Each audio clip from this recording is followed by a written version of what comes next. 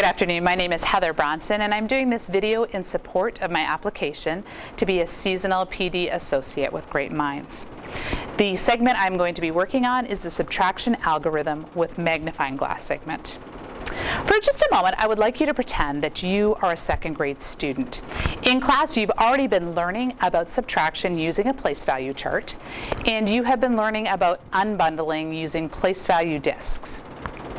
Now we're going to move on to using the place value chart and the standard algorithm together to show how those two things match. All right, here we go.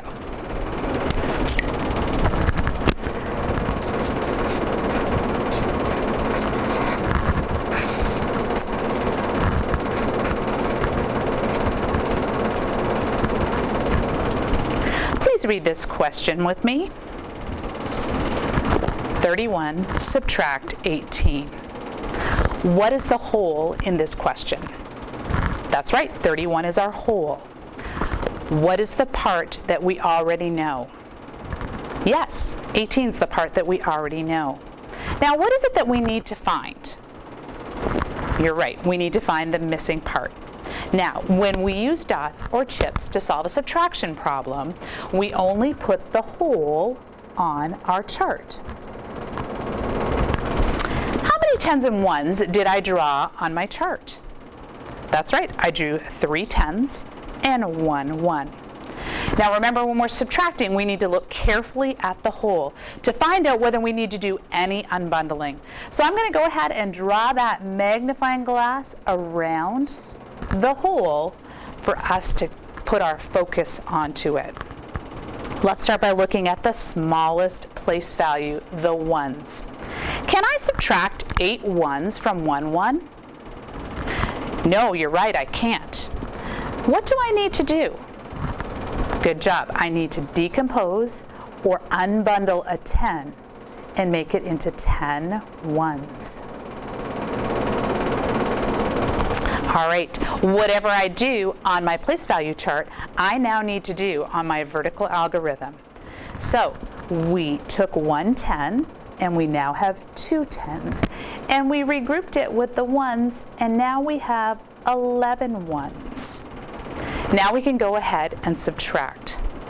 What does 11 ones subtract 8 ones?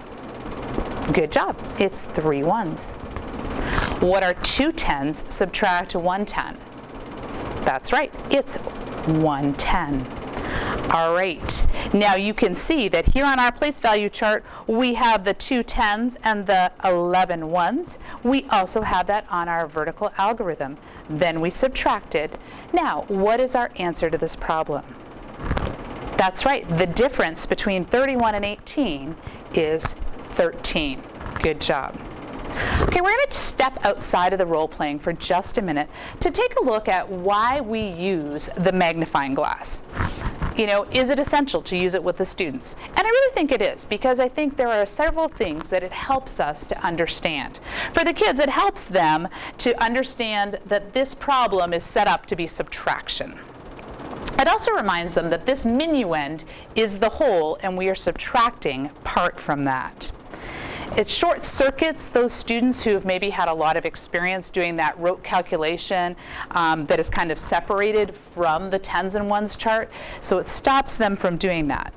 It also prevents us that common error of students switching, and when the number in the minuend is smaller, using the number in the bottom to subtract with.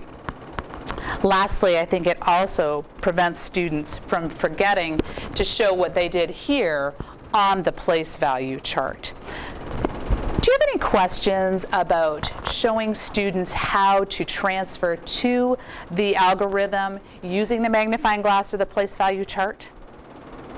Great. What we're going to do now then is, in your participant handout, you are going to find on page 31 2 problems and 2 place value charts. And I'm going to give you an opportunity for the next few minutes to solve those problems as though you were a second grade student. You're going to go ahead and draw the dots on the place value chart, and you're going to go ahead and create the vertical algorithm with the magnifying glass. When we're done, we're going to come back together and discuss this as a group and see if you have any questions about this process.